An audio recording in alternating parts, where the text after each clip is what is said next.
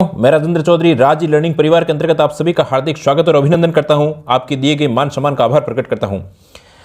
आज हम जो सेक्शंस थे, कुछ बचे हुए सेक्शन थे, उनको अपन उसकी क्लास लेंगे जो अपने अध्याय 12 में पढ़ रहे हैं। जो अध्याय 12 के अंतर्गत जो 200 से लेकर के सेक्शन है और 297 टू 97 तक जो सेक्शन है उन्हीं को अपन कंप्लीट कर रहे हैं। 265 तक अपन कंप्लीट कर चुके हैं। नेक्स्ट जो सेक्शन है, आज की जो क्लास है, उस क्लास के अंतर्गत आपको 267 से लेकर के 275 तक आपके सेक्शन मिलेंगे। इसी वीक के अंतर्गत जो आने वाला वीक है, एक सप्ताह के अंतर्गत अपन सारी कंप्लीट कर देंगे इस चीज़ को। ये अपना इस प्रकार से अपन ने टारगेट लेके चले हुए हैं। तो आप फटाफट इन क्लासों को भी कंप्लीट कर लीजिए, जिससे आने वाले टेस्ट के अंतर्गत आप अच्छा परफॉर्म कर पाएँ। और टेस्ट अच्छे देने से अपने आप काम के अंतर्गत मज़ा आएगा कि हम अच्छा काम कर रहे हैं। Let's start. एक चीज़ आपको ये कहूँगा, यदि आप टेस्ट सीरीज से नहीं जुड़े हुए हैं तो how to join free test series का एक वीडियो सुनकर के टेस्ट सीरीज से जरूर जुड़ जाएं। सेकंड चीज़, जो क्लासें आपके करंट अफेयर्स के हिसाब से सुजस बुलेटिन स्टार्ट की गई है, उसको भी आप जरूर सुने। वो बहुत ही अच्छा कंटेंट है और वो कंटेंट आपको जो करंट अफेयर्स है उसके अंतर्गत आपका दायरा ब्रॉड करेगा और आप जो अच्छे और टारगेट को जो क्वेश्चन है उनमें कहीं गलती होने की जो संभावना है वो भी नहीं होगी, क्योंकि गवर्नमेंट के कोई भी जो डॉक्यूमेंट्स है उसके अंतर्गत हमेशा वहां से क्वेश्चन ही पूछे जाने की संभावना रहती है। चलो शुरू करने से पहले लेट्स स्टार्ट 1 मिनट आपका मोटिवेशन।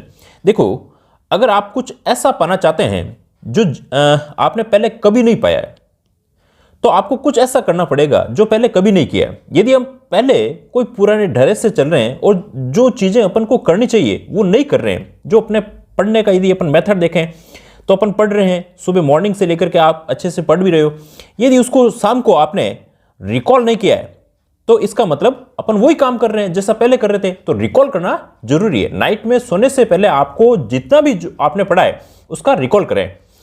एक इवन दैट आपको ये पता है कि कोई भी कंपटीशन हो उसके अंतर्गत 3 से लेकर के 6 महीने तक का टाइम पीरियड होता है। उस टाइम पीरियड के अंतर्गत यदि अपन को जो जनरल है वो 8 से 10 घंटे का एवरेज निकाल करके पढ़ना है। यदि आप किसी दिन नहीं पढ़ पा रहे हैं तो दूसरे दिन आपको कहीं न कहीं से भी किसी भी प्रकार से, आप चाहे 12 घंटे पढ़ो चाहे किसी भी प्रकार से करो, 8 से 10 घंटे का यदि अपना एवरेज रहता है तो अपन एक अच्छे स्टूडेंट्स के श्रेणी में चलते हैं। यदि आपने पहले शॉर्ट नोट्स बना करके नहीं पढ़ते थे, अब शॉर्ट नोट्स बना करके भी अपन को पढ़ना है और ऐसे छोटे छोटे कमिटमेंट करने हैं। उन कमिटमेंट, छोटे कमिटमेंट किया, उन कमिटमेंट को अपन को कंप्लीट करना है। और ये धीरे धीरे जो छोटे छोटे कमिटमेंट है ये अपने आप में बड़े कमिटमेंट बन जाएंगे और आपका जो गोल है वो उसका दायरा बढ़ जाएगा। देखो, जो भी करना है, जो भी अपन को करना है कि अपन को इसके अंतर्गत EORO के अंतर्गत सिलेक्शन लेना है, ये एक थॉट है, अपना थॉट है। और इस थॉट को अपने अंतर्गत जो सीड है इसको प्लांट कर दीजिए। प्लांट करो, ज़्यादा सोचो मत इसमें हो पाएगा नहीं हो पाएगा, नहीं सोचना है। जो भी काम करना है दिल से करो, पूरी तल्लीनता से और पूरी ताकत के साथ में अपन को करना है। चलो नेक्स्ट स्टार्ट करते हैं अपन क्लास को। देखो, जो 265 तक पढ़ लिया था अपन, आपको साथ साथ में रिकॉल करना है और उसको साथ साथ में इसके कुछ 1-2 MCQ हैं, उनकी क्लास को भी अपन लेकर के चल रहे हैं। तो फटाफट इनको पढ़ लेते हैं जिससे आपको रिवीजन के अंतर्गत जल्दी रहेगा ना। प्लेइंग एनी गेम कॉजिंग एनॉयंस, मतलब कि कोई शोभकारी खेल नहीं। एनॉयंस का मतलब होता है, देखो, किसी को कोई जैसे चिड़चिड़ापन करना, कोई शोभकारी खेल खेलना, इस प्रकार का खेल खेलना जिससे किसी को भी कोई चिड़चिड़ हो या किसी को भी कोई खतरा हो, इस प्रकार का गेम के लिए नगर पालिका चाहे तो उसके अंतर्गत रोक लगा सकती है और यदि वह नहीं रुकता है तो उस पर जुर्माना भी लगाया जा सकता है। किस प्रकार के ऐसे गेम्स हो सकते हैं, जैसे कोई पतंगबाजी कर रहा है और पतंगबाजी से कोई न्यूसेंस पैदा कर रहे हैं। कुछ लोग इस प्रकार के अलग अलग जो मंजे हैं उनका उपयोग होता है, उनसे कई प्रकार की हानियां होती है। और भी कई बार रोड पर जो बच्चे वगैरह इस प्रकार से आ जाते हैं। तो इस प्रकार से यदि कोई न्यूसेंस वाला कर रहा है, इस प्रकार का काम कर रहा है जिससे किसी न किसी को कोई खतरा है, कोई फटाके, कोई बड़ा फटाका है, कोई अग्नि के जो गुब्बारे हैं किसी के जाकर के किसी को डिस्टर्बेंस पैदा कर सकता है, तो इस प्रकार के है तो नगर पालिका ऐसी चीज़ों को रोक सकती है। देखो, जो कोई उपेक्षा से पतंग उड़ाता है वो ठीक है, पर ऐसी नहीं है कि जो नगर पालिका ने कुछ इस प्रकार के नियम कर रखे हैं कि इस प्रकार का मांझा होना चाहिए जिससे पक्षियों को हानि नहीं हो, या इस प्रकार का होना चाहिए किसी की दूसरे को भी नुकसान नहीं हो। पतंग उड़ाता है या फटाके या अग्नि के गुब्बारे छोड़ता है जिससे वह निवास करने वाले और गुजरने वाले को शोभ या खतरा हो। कुल मिलाकर के बात है कि उनको किसी भी प्रकार का चिड़चिड़ापन या किसी भी प्रकार का खतरा होता है तो नगर पालिका रोक लगा सकती है, और वो उसका उल्लंघन करता है तो उस पर 100 रुपए से 500 रुपए तक का जुर्माना लगाया जा सकता है। ये धारा 266 कहती है। नेक्स्ट देखिए धारा 267, धारा 267 क्या कहती है? Provision of other nuisance. जितने भी न्यूसेंस है, अब पहले अपने न्यूसेंस पढ़े, खूब प्रकार के न्यूसेंस हैं। अब यदि इस प्रकार के अन्य कोई भी न्यूसेंस है जिससे किसी को भी कोई भी प्रकार का हानि हो रही है, उसको असुविधा हो रही है, न्यूसेंस का मतलब इवन दैट हम कह सकते हैं कि किसी न किसी प्रकार की असुविधा का होना। अन्य न्यूसेंसों का प्रतिषेध। प्रतिषेध कैसे हो सकता है? अगले वाले के लिए वो न्यूसेंस नहीं भी हो परंतु अपने लिए न्यूसेंस हो सकता है। कैसे? जैसे कोई मल मूत्र का विसर्जन कोई भी किसी भी जैसे सार्वजनिक स्थान पर नगर पालिका कोई व्यक्ति किसी सार्वजनिक स्थान पर किसी मल मूत्र का विसर्जन नहीं करेगा, न बच्चों को कराएगा। इससे कहीं न कहीं असुविधा होती है लोगों को, तो इस प्रकार का काम नहीं करना है। जो स्वच्छ भारत अभियान है उसके अंतर्गत जो सभी घरों के अंतर्गत जो शौचालय की संकल्पना की गई है, इसका मतलब भी ये यहीं पर है, इसी प्रकार का है कि किसी न किसी प्रकार से न्यूसेंस हो सकता है कि गांव वालों को उस समय ये न्यूसेंस नहीं लगता हो, पर न्यूसेंस तो है ही। जैसे कोई मास्क को बिना ढके न ले जाना, ये न ले जाना, या छकड़ों और पशुओं का इकट्ठा नहीं किया जाना। सार्वजनिक स्थान पर है, खुले यान में कोई भी अपशिष्ट पदार्थ ना ले जाना, ये भी अपने न्यूसेंस की दृष्टि से आता है, किसी को असुविधा होती है। और नियत स्थान के अलावा कोई कब्र समाधि, स्मारक और शव को नहीं जलाएगा। जो नियत अपने नगर पालिका के द्वारा या जो भी गांव के अंतर्गत तो किसी ग्राम पंचायत के द्वारा जो नियत किए जा चुके हैं, उन्हीं नियत स्थानों पर उनकी कब्र, समाधि या इस प्रकार के बनाए जाना। ऐसा नहीं कि आपके घर के आगे कोई जगह है तो आप तो कह दो कोई मैं तो यही करूंगा, तो इस प्रकार का काम नहीं किया जा सकता। ये किसी को भी न्यूसेंस पैदा कर सकता है और इस प्रकार का काम करना भी नहीं चाहिए। या ऐसे किसी जानवर को खुला न छोड़ेगा जो किसी की खतरा उत्पन्न करता हो। जैसे कोई डॉग है जो किसी के लिए खतरा उत्पन्न हो सकता है, किसी को बाइट कर सकता है, काट सकता है, तो इस प्रकार की चीज़ों से भी क्या है उनको रोक लगाई जा सकती है। और इस प्रकार का उनको रोक लगाई जाए और उल्लंघन करता है तो 1000 से लेकर के 2000 रुपए तक का जुर्माना लगाया जा सकता है। तो इसके अंतर्गत देखो बड़ी बड़ी चीजें तो वैसे कॉमन सेंस की चीजें हैं, फिर भी आपको सिर्फ ये ध्यान रखना है अन्य कोई भी जो न्यूसेंस है, अन्य न्यूसेंसों का प्रतिषेध किसके अंतर्गत है? धारा 267 के अंतर्गत दिया हुआ है। नेक्स्ट देखिए जो धारा 268 क्या कहती है? जो कंजम्पशन ऑफ स्मोक्स, जो धुएं को खपा देना, जो धुआं है उसको समाप्त करना। भाई जो धुआं है उसको समाप्त करेंगे तभी अपने वो किसी को भी हानि नहीं पहुंचाएगा। अब किस प्रकार से जो धुआं किस प्रकार से हो रहा है?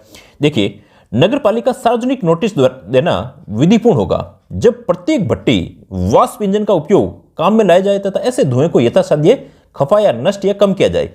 किसी के द्वारा भी जो ऐसा धुआं उत्पन्न किया जाए, तो एक बार की मैं देखो बात बताता हूँ। उसके अंतर्गत घटना में क्या होता है कि एक मंजिल पर एक व्यक्ति रहता है और सेकंड मंजिल पर कोई दूसरा रहता है।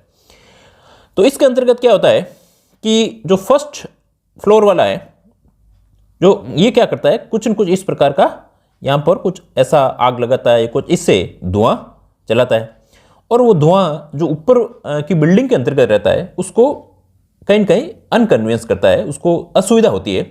तो वह कहता है कि ये धुआं ऊपर क्यों रह रहा है? तब इस प्रकार से वो कहता है कि भाई धुएं की तो मैं क्या करूं, धुएं की तो प्रकृति है ऊपर जाने की। तो वो नेक्स्ट दिन कुछ सीवरेज का पानी है जो उसके नीचे वाले के लिए डाल देता है। तो वो कहता है कि ये इस प्रकार से सीवरेज का पानी डाल रहे हो। तो वो कहता है कि भाई इसका जो पानी की प्रवृत्ति इस प्रकार की है, तो ये प्रवृत्ति की बात है। तो इस प्रकार से किसी को भी किसी प्रकार की असुविधा नहीं हो, तो उस धुएं को भी क्या है नष्ट किया जाए और उसके अंतर्गत इस प्रकार से पॉल्यूशन नहीं करे। और यदि वह नियमों का उल्लंघन करता है तो उस पर 1000 से लेकर के 2000 तक का जुर्माना हो सकता है। तो धुएं को खपा देना यहीं से अपने क्वेश्चन तो यहीं से बन जाता है, जो अपने जो धारा सेक्शन दे रखा है।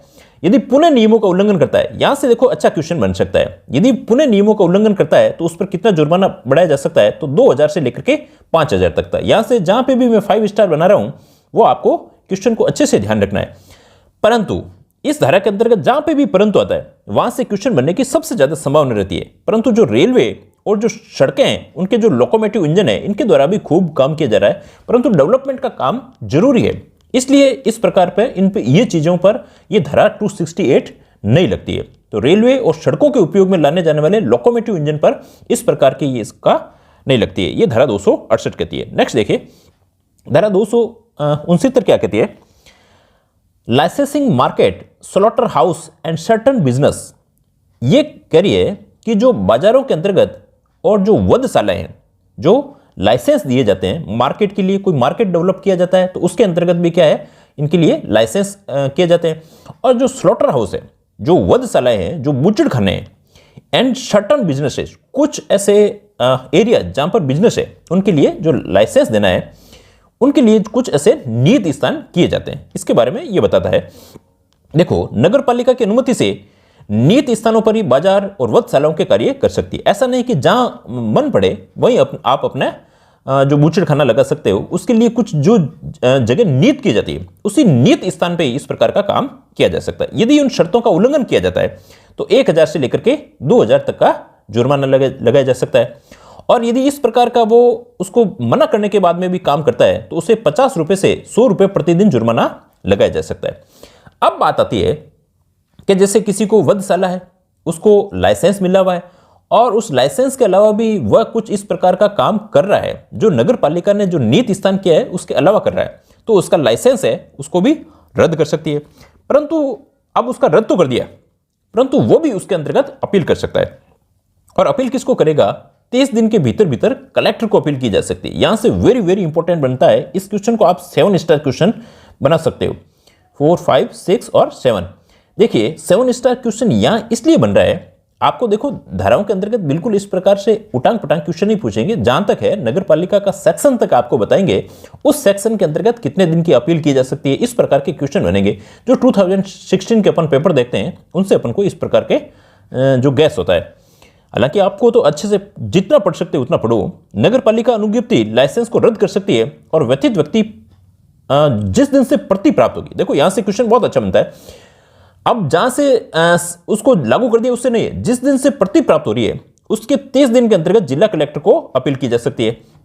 जिला कलेक्टर साहब को अपील कर दी, परंतु अपील प्राधिकारी का आदेश अंतिम होगा, उससे न्यायालय में प्रश्नगत। ऐसा नहीं है कि जो उन्होंने कलेक्टर साहब ने डिसीजन दे दिया है वो फाइनल डिसीजन है। ऐसा नहीं कि उसको और फिर डिस्ट्रिक्ट कोर्ट, फिर हाई कोर्ट, इस प्रकार के सुप्रीम कोर्ट वहां पे नहीं ले जाने का प्रावधान है। तो यहां से वेरी वेरी इंपॉर्टेंट क्वेश्चन बनने की संभावना है।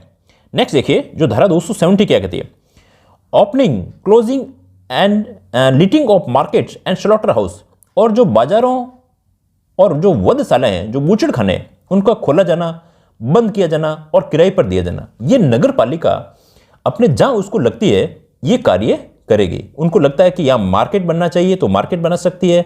वधशालाएं जो बूचड़खाने खोलने हैं उनके लिए खोली जा सकती है और उनको किसी रेंट पे भी दिया जा सकता है। तो नगर पालिका उपयुक्त कार्य कर सकेगी। और बिना अनुमति के ऐसे स्थानों पर कोई यदि उपयोग करता है जिसकी अनुमति नहीं ली है, उन्होंने किसी भी प्रकार का कोई लाइसेंसिंग नहीं ली है या नगर पालिका से अनुमति नहीं ली है, तो 1000 से लेकर के 2000 तक का जुर्माना लगाया जा सकता है।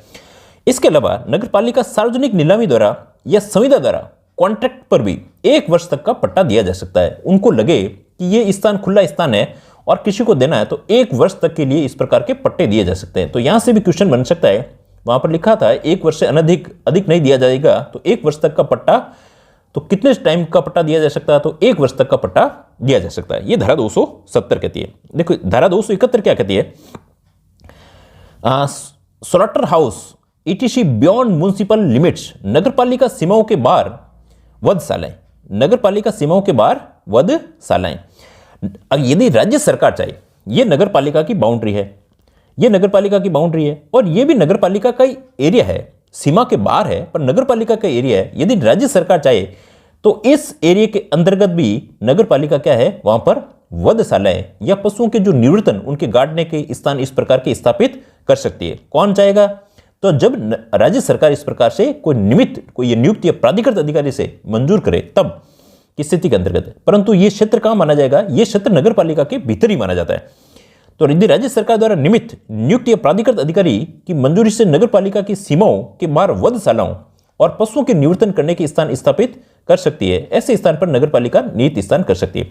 तो यहां से क्वेश्चन ये बनने की संभावना है, नगर पालिका सीमाओं के बाहर जो वधशालाएं बनाई जाती है, वधशालाएं बनाई जाती है, किसकी अनुमति से बनाई जा सकती है? तो यहां ये ध्यान रखना है, ये राज्य सरकार के, या तो राज्य सरकार या उसके द्वारा कोई नियुक्त व्यक्ति है। तो यहां से 5 स्टार बनाया है, यहां से क्वेश्चन बनने की अधिक संभावना है। नेक्स्ट देखिए, धारा 272 क्या कहती है? Opening of new slaughter house, यदि कोई नई वधशालाएं करानी है, जैसे ये नगर पालिका का एरिया है और यहां पर क्या है, कोई बूचड़ खाना बनाना है।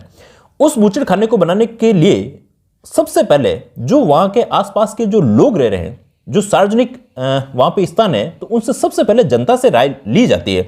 ऐसा नहीं कि किसी का भी मकान है और किसी भी अलग उसके अलग जो कम्युनिटीज है, इस प्रकार के कोई उसके अंतर्गत ये चीजें अच्छी नहीं है, वो बूचड़ खाने से उनको कोई इरिटेशन होता है। इस प्रकार के लोगों से राय लेने के बाद में और जो अच्छे उनके आक्षेप लगते हैं, उसी आक्षेपों के आसपास उनका विचार करके काम किया जैसा है। ऐसा नहीं कि कोई मंदिर है, उस मंदिर के पास में कोई बूचड़खाना लगा दे, कोई गुरुद्वारा है उसके पास में कोई बूचड़खाना लगा दे, या कोई मस्जिद वगैरह है उसके पास में भी कोई बूचड़खाना लगा दे। तो इस प्रकार का काम के लिए पहले आक्षेप लिए जाते हैं, साधारण जनता से राय लेकर के काम किए जाते हैं। तो नगर पालिका सार्वजनिक सुविधा और साधारण जनता की राय से ध्यान में रखकर युक्तियुक्त आक्षेप। अब यहां से भी देखो क्वेश्चन बनता है, नई वधशाला बनाने के लिए किससे परमिशन या किस प्रकार के आक्षेपों पे विचार कर सकती है? तो इस प्रकार के वहां क्वेश्चन में और भी ऑप्शन आ सकते हैं, कोई कलेक्टर के द्वारा, एसडीएम के द्वारा, या फिर साधारण जनता से इस प्रकार के लिए जा सकते हैं। तो यहां से क्वेश्चन बनने की काफी अच्छी संभावना है। तो इतने जो छोटे छोटे पॉइंट है, इनको आपको ध्यान रखना है। नेक्स्ट देखिए, धारा 273 थोड़ी सी बड़ी है, पर यदि थोड़ा सा देखा जाए तो आप यदि कोविड को दिमाग में रख लो तो उसी के साथ साथ में अपना क्लियर हो जाता है। देखो, power which may be exercise of preventing dangerous disease, वे शक्तियां जिनको खतरनाक रोगों को रोकने के लिए प्रयोग किया जा सकता है। नगर पालिका के पास में कुछ ऐसी शक्तियां हैं जिसके अंतर्गत जिसमें कुछ खतरनाक रोग जो संक्रामक रोग है, एक से दूसरे को फैलते हैं, इस प्रकार के रोगों के लिए नगर पालिका कुछ प्रावधान कर सकती है। और आपको सिर्फ जो कोविड-19 के अंतर्गत जो काम किया गया था, वही काम अपन को नगर पालिका के द्वारा किया जा सकता है। और ऐसे इसके अंतर्गत कुछ भी अपन को ज्यादा एक्स्ट्रा याद नहीं करने की जरूरत है। तो ये है, देखो, किसी खतरनाक रोग से पीड़ित व्यक्ति के बारे में जानकारी होने पर या तो किसको होगी भाई, या तो चिकित्सा व्यवसायी को होगी, या कोई कारखाने या शैक्षिक प्रबंध या कुटुंब के जो मुखिया है उनको यदि जब भी होती है तो नगर पालिका को तुरंत और अविलंब सूचना देनी होगी। सबसे पहली चीज तो ये होगी। अब जहां कोई खतरनाक रोग होने की रिपोर्ट हो या संदेह हो तो नगर पालिका को युक्तियुक्त कदम उठाने चाहिए। वहां जैसी व्यवस्था हो उसको यदि कहीं एक जगह रखना हो वो रखना पड़ेगा। यदि कोई उस जगह को अपने जो आईपो वगैरह छिड़काव करना हो या कोई सैनिटाइज करना हो, इस प्रकार की व्यवस्थाएं की जाएगी। और यदि इस प्रकार से कोई कुआं है, तालाब है या अन्य स्थान जो चिकित्सा या स्वास्थ्य अधिकारी, जो डॉक्टर ने कह दिया है कि भाई ये अब इसके अंतर्गत जो पानी है वो पोल्यूटेड हो चुका है, तो ये खतरनाक रोगों का प्रसार कर सकता है, तो इस पे भी परमानेंट ढक्कन लगाया जा सकता है या उसका पानी खाली किया जा सकता है, कुछ इस प्रकार की रोक लगाई जा सकती है। इसके अलावा चिकित्सा व्यवसाय द्वारा हस्ताक्षरित प्रमाण पत्र से ऐसे व्यक्ति जो खतरनाक रोगों से पीड़ित हो उसे नगर पालिका की अनुमति के बिना क्षेत्र से बाहर जाने की प्रतिबंध लगा सकती है। जैसे कोविड के अंतर्गत क्या था उनको किसी भी बाहर जाने के लिए रोक लगा दी गई थी। इस प्रकार से जैसे रेबीज है, रेबीज के अंतर्गत भी होता है। वन ऑफ हमारे कोई एक रिलेटिव थे, उनका गांव के अंतर्गत जब उनको रेबीज हो गया था, उनको एक कमरे के अंतर्गत बंद कर दिया था। हालांकि आसपास वाले लोग उनसे मिलने आते थे, खूब चीज़ें थी। और जब उनको दाह संस्कार किया गया था, लगभग डर की वजह से या आई डोंट नो, डॉक्टर ने इस प्रकार की सलाह दी होगी, खूब लोगों ने इस प्रकार के जो रेबीज के टीके थे उनके जो भी संपर्क में आया लगाए थे, क्योंकि ये एक वायरस जनित बीमारी है और इससे स्प्रेड हो सकती है। तो ये चीज़ें ध्यान रखी गई थी। ऐसी स्थिति के अंतर्गत भी यदि नगर पालिका क्षेत्र के अंतर्गत है तो वहाँ पर भी इस प्रकार की व्यवस्थाएं की जा सकती है। नगर पालिका लिखित नोटिस द्वारा अधिभोगी या स्वामी के भवन पर गरीबी की हालत में तो नगर पालिका के व्यय से रोगाणु मुक्त किया जा सकता है। यदि नगर पालिका को लगता है कि इस प्रकार का कोई जो अधिभोगी है, स्वामी है, या तो वो पैसे व्यय कर सकता है तब तो उससे लिए जाते हैं, अदरवाइज यदि उसकी स्थिति ठीक नहीं है तब वहां पर उसके रोगाणु मुक्त किया जाता है। नेक्स्ट देखिए, किसी होटल धर्मशाला में कोई खतरनाक रोग से ग्रस्त व्यक्ति, जैसे कोविड के अंतर्गत ही रुका हो, तो उसे रोगाणुमुक्त जब तक नहीं किया जाता उसे बंद किया जा सकता है। अपने यहाँ पे भी इस प्रकार की ये खूब आपने कोरोना के अंतर्गत देखा था। नगर पालिका खतरनाक रोग से पीड़ित व्यक्ति के लिए निःशुल्क ले जाने के लिए वाहन उपलब्ध करवाएगी और सार्वजनिक वाहनों से ले जाने के लिए प्रतिबंधित किया जाएगा। जो कोविड के अंतर्गत हुआ था वही धारा इसके अंतर्गत 273 के अंतर्गत बताया गया। 273 याद रखते ही दिमाग के अंतर्गत कोविड याद आ जाना चाहिए, और ऐसा इसमें ऐसा कुछ विशेष नहीं है। और किसी व्यक्ति की कोई सारभूत वास्तविकता में कोई ऐसी क्षति हुई है तो उसकी क्षतिपूर्ति दी जा सकती है, परंतु उसका दावा नहीं किया जा सकता है।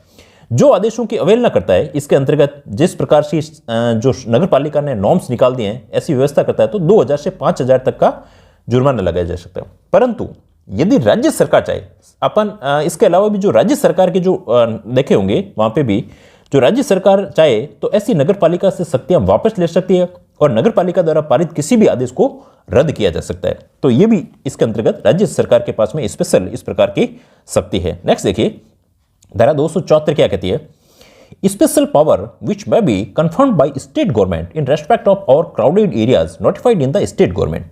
ये बात यहां पर यह बताना चाह रहा है राज्य सरकार कुछ इस प्रकार के जो एरियाज हैं, कुछ ऐसे एरिया हैं जो बहुत ज्यादा भीड़ है, जहां बहुत ज्यादा क्राउड है, उनको अधिसूचित कर सकती है। अधिसूचना गजट के अंतर्गत नोटिफाइड करके किया जा सकता है कि ये क्षेत्र अधिसूचित क्षेत्र के अंतर्गत है, और उनको नोटिफाइड करके उनके अंतर्गत उनको भवनों को गिराया जा सकता है या उनके अंतर्गत मरम्मत का काज जा सकता है या उसके अंतर्गत किसी भी प्रकार के सुधार किए जा सकते हैं, क्योंकि वो भी एक प्रकार का कहीं न कहीं कोई रोग उससे फैल सकता है और नगर पालिका स्वयं भी उसके अंतर्गत कार्य नहीं कर पाती है, इसलिए इस प्रकार के काम कर सकती है। देखिए, राज्य सरकार द्वारा कौन करती है? राज्य सरकार द्वारा अधिसूचित भीड़ वाले क्षेत्रों के संबंध में विशेष शक्तियां जो राज्य सरकार द्वारा प्रदत्त की गई है। आपने देखो मुंबई के अंतर्गत एक बस्ती के बारे में देखा होगा जो धारावी बस्ती है। धारावी बस्ती के अंतर्गत बिल्कुल पतली पतली सी संकड़ी सी है, जहां एक व्यक्ति साइकिल लेकर के निकलना भी बड़ा मुश्किल है। इस प्रकार की जो है वहां पे भी इस प्रकार के जो कोई रोग खतरा हो सकता है, वहां कोई चूहे उत्पन्न हो सकते हैं, कोई प्लेग फैल सकता है। तो ऐसी स्थिति के अंतर्गत नगर पालिका उन चीजों के अंतर्गत उसमें कुछ सुधार कर सकती है। कैसे सुधार कर सकती है? देखिए, जो क्षेत्र पड़ोस के किन्हीं निवासियों में रोग का खतरा पैदा करते हैं या जल निकासी को उचित ना होना, मार्गों का तंग या खराब होना, नगर पालिका स्वयं ही काम नहीं कर पाएगी। तो ऐसे भवनों में जो सदस्य भाग है वहां स्वामी को लिखित नोटिस देकर के उस क्षेत्र को हटा दे, गिरा दे या अपने कब्जे के अंतर्गत ले सकती है, और ऐसे कार्य कर सकता है जो नगर पालिका को जोखिम रोकने के लिए आवश्यक समझे। तो ये वहां पर किया जा सकता है। और ऐसे जो भवन नियमों के प्रतिकूल नहीं बने, वहां पर भी ऐसा हो सकता है कुछ नियमों के अनुकूल है तो कुछ प्रतिकूल नहीं बने हुए, उनके लिए नगर पालिका उनकी जो नगर पालिका निधि है उसमें से क्षतिपूर्ति दे सकता है। और इन दोनों के बीच में जब विवाद हो जाता है तो जो धारा 295 है उसके तहत इसका निपटारा किया जाएगा।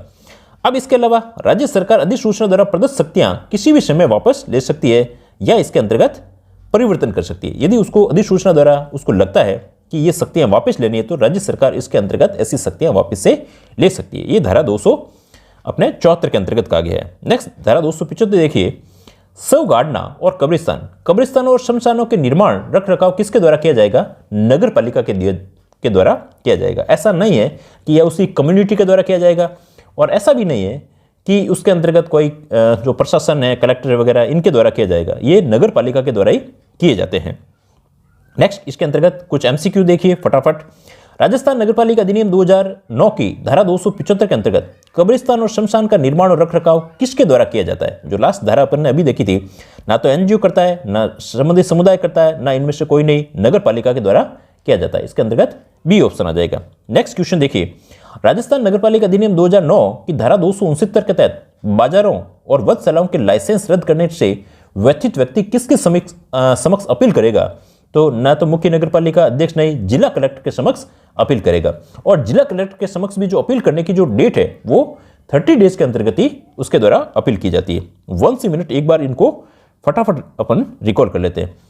धारा 266 कहती है कोई शोभकारी खेल खेलना, इस प्रकार का कोई भी जैसे पतंग उड़ाना, फटाके, अग्नि के गुब्बारे नहीं करेगा, और यदि इसका उल्लंघन करता है तो 100 रुपए से लेकर के 500 रुपए तक का जुर्माना लगाया जाता है। धारा 267 कहती है अन्य न्यूसेंस, कोई भी ऐसा न्यूसेंस जो सार्वजनिक स्थान पर उत्पन्न किया जाता है तो वहां पे भी 1000 से लेकर के 2000 तक का जुर्माना लगाया जा सकता है, जैसे कोई मल मूत्र का विसर्जन करना, मांस को बिना ढके ले जाना, इस प्रकार के काम इसके अंतर्गत आते हैं। धारा 268 कहती है धुएं को खपा देना। धुएं का क्या है, उसका कम किया जाए, उसको नष्ट किया जाए, और इस प्रकार के नियमों का उल्लंघन करने पर 1000 से 2000 तक का जुर्माना, और पुनः इसी प्रकार का काम करने पर उस पर 2000 से 5000 तक का जुर्माना लगाया जा सकता है। परंतु जो रेलवे और जो सड़कों के उपयोग में आने वाले लोकोमोटिव इंजन है वो इससे छूट अंतर्गत पाई हुई है। धारा 269 क्या कहती है, बाजारों, वधशालाओं और जो कतिपय कारोबार की जो उनके अंतर्गत जो लाइसेंस दिया जाता है उस लाइसेंस को भी क्या है, रद्द किया जा सकता है, और ऐसी शर्तों का उल्लंघन करता है तो 1000 से 2000 तक का जुर्माना लगाया जा सकता है, और पर डे पर 50 रुपये से 100 रुपये का प्रतिदिन जुर्माना लगाया जा सकता है। और व्यथित व्यक्ति भी कलेक्टर के पास में 30 दिन तक अपने अपील कर सकता है। और इसकी सबसे बड़ी चीज ये भी ध्यान रखना है, किसी भी न्यायालय के अंतर्गत इसको प्रश्नगत नहीं किया जा सकता। धारा 270 कहती है बाजारों में जो वधशालाओं का खोला जाना और बंद किया जाना और किराए पर देने की इस प्रकार की जो व्यवस्था की गई है, और जो कॉन्ट्रैक्ट पर दिया जाता है उसमें 1 वर्ष तक का पट्टा दिया जाता है, और इस प्रकार का कोई वहां पर जुर्माना लगाया जाता है उसमें 1000 से 2000 तक का बिना अनुमति के ऐसे स्थानों पर का उपयोग करता है। तो नेक्स्ट देखिए, धारा 271 कहती है नगर पालिका सीमाओं के बाहर जो वधशालाएं हैं वो राज्य सरकार की अनुमति से खोली जा सकती है। धारा 272 कहती है नई वधशालाओं के लिए वो साधारण जनता और सार्वजनिक सुविधा के लिए उनके आक्षेप सुनकर के नई वधशालाएं खोली जाती है। धारा 273 कहती है वह शक्तियां जिनका खतरनाक रोगों को रोकने के लिए प्रयोग किया जाता है। तो इसमें सीधा सा ध्यान रखना है, जो कोविड के अंतर्गत चीजें अपनाई गई थी वही धारा 273 के अंतर्गत है, और इस प्रकार की यदि कोई आदेशों का अवहेलना करता है तो 2000 से 5000 तक का जुर्माना लगाया जा सकता है, और राज्य सरकार इस प्रकार नगर पालिका की शक्तियों को वापस भी ले सकती है।